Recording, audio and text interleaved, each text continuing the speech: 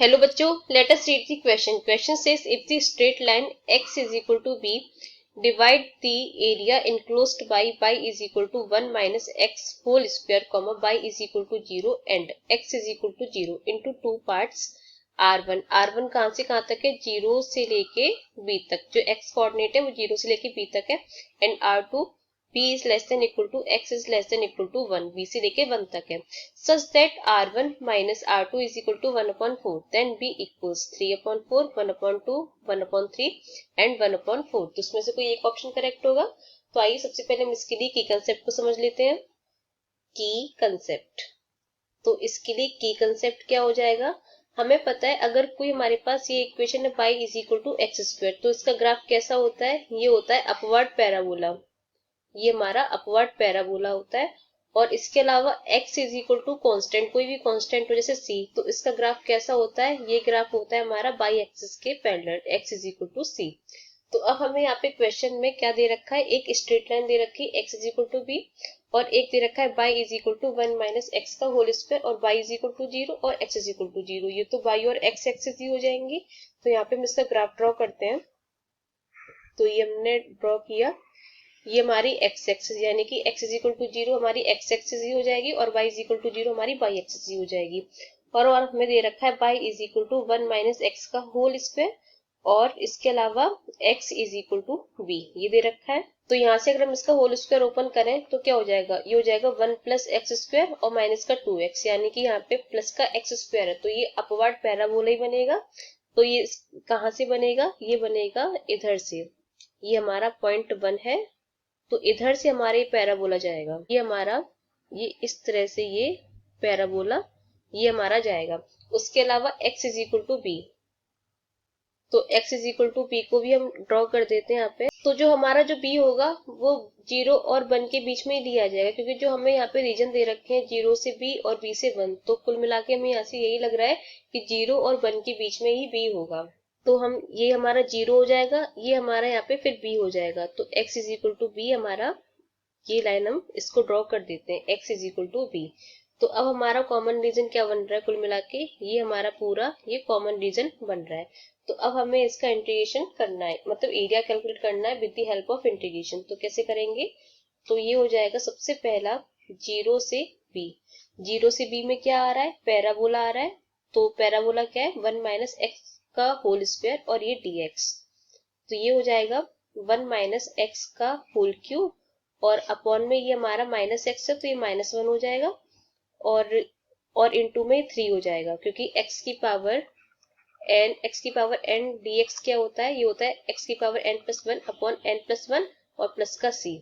तो ये इस तरह से हो जाएगा और लिमिट आ जाएगी हमारी 0 से लेके b. ये हमारा है r1.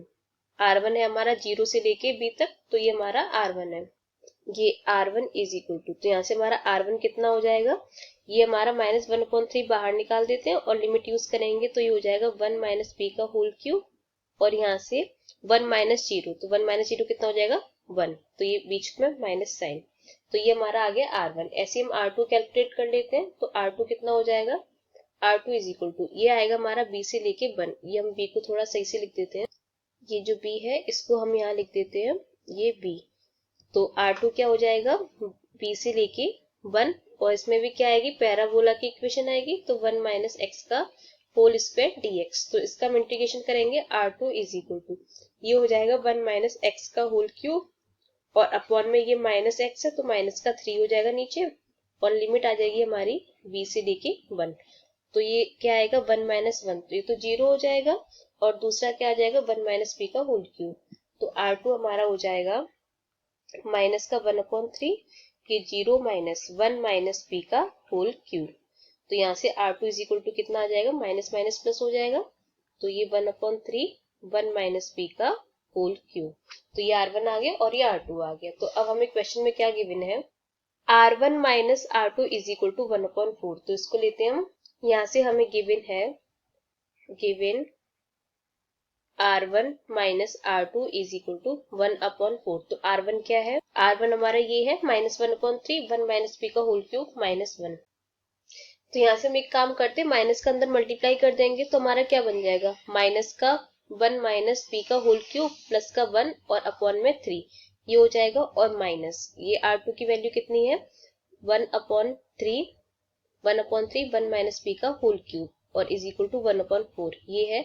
अब यहाँ से हम इसका एलसीएम ले लेंगे तो कितना हो जाएगा, ये हमारा बचेगा माइनस का 1 माइनस बी का होल क्यूब, ये +1 माइनस ये हो जाएगा 1 माइनस बी का whole cube is equal to 1/4। तो ये हमारा कितना हो जाएगा माइनस, और ये माइनस सेम है तो माइनस का 2 1 माइनस बी का होल क्यूब और ये +1 और इज इक्वल टू 3/4। 3 को हमने इधर भेज दिया तो -2 1 माइनस बी का होल क्यूब। अब 1 को हम राइट में भेज देंगे तो क्या हो जाएगा 3/4 माइनस का 1, तो ये कितना बचेगा, ये हमारा हो जाएगा माइनस का 2 1 माइनस बी का whole cube is equal to 3/4 minus 1 1/4। तो यहाँ से ये हमारा हो जाएगा 1 माइनस बी का होल क्यूब और ये हमारा -2 है, ये हमारा यहाँ पे माइनस का 1/4 आएगा क्योंकि 3/4 माइनस 1 कितना हो जाएगा 3 माइनस 4/4, तो माइनस का 1/4, तो ये माइनस का 1/4 आएगा तो माइनस माइनस प्लस और ये हमारा पहुंच जाएगा 1/8। ये 2 को हमने इधर भेज दिया 1/8 हो गया, तो 1 माइनस बी क्यूब रूट लेंगे इसका तो ये हो जाएगा 1/2। तो यहाँ से minus b is equal to कितना हो जाएगा 1/2 माइनस का 1, तो minus b is equal to minus half और माइनस माइनस प्लस, तो b इज इक्वल टू कितना आ गया हाफ आ गया। तो b की वैल्यू हमसे क्वेश्चन में पूछी गई है जो कि 1/2 आ गई है। तो देख लेते कौन सा ऑप्शन सही है इसके लिए। तो यहाँ से हमारा ऑप्शन बी करेक्ट है, option b is correct. Hope you understood well, best of luck.